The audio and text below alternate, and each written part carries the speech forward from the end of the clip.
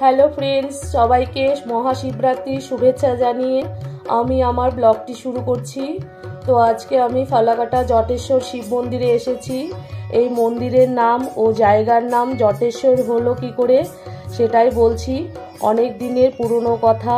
সেটা কথিত আছে যে এই জায়গায় এক জটা বাবা থাকতো এই গাছতলায়। এই শিব ঠাকুরকে পুজো দিত প্রতিদিন, সবাই দেখতো। তো হঠাৎ অনেক দিন থেকে সেই জটা বাবাকে দেখতে পায়নি, কোথায় যে উধাও হয়ে গেল সেটা কেউ জানতো না। তারপর প্রতিবেশীরা সেই ঠাকুরকে পুজো দিতে লাগলো। সেই পাথরটি আস্তে আস্তে বড় হতে লাগলো এবং তখন থেকে এই জায়গার নাম হলো জটেশ্বর বা জটেশ্বর শিব মন্দির। তো চলো সবাই মিলে জটেশ্বর বাবাকে দর্শন করি, পুজো দিই এবং প্রার্থনা করি সবাই মিলে। জয় ভোলে বাবার জয়।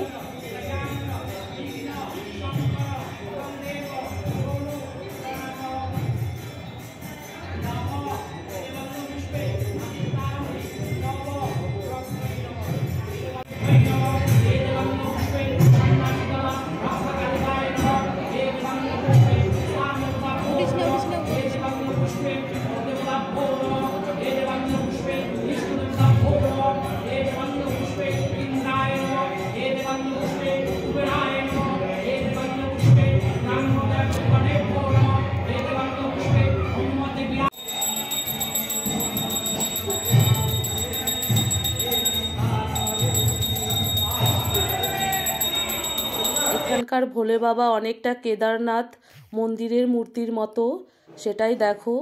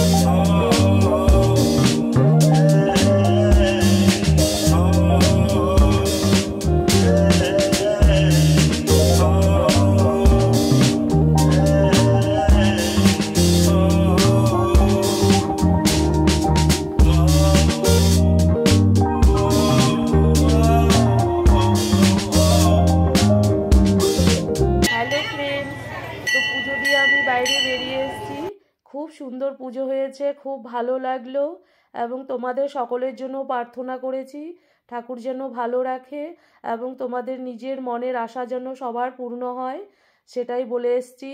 তো যাই হোক, ব্লগটি শেষ করছি এবং কেমন লাগলো কমেন্ট বক্সে জানিও এবং নতুন বন্ধু যারা দেখছো তারা প্লিজ আমার চ্যানেলটিকে সাবস্ক্রাইব করে দিও। সবাইকে থ্যাংক ইউ।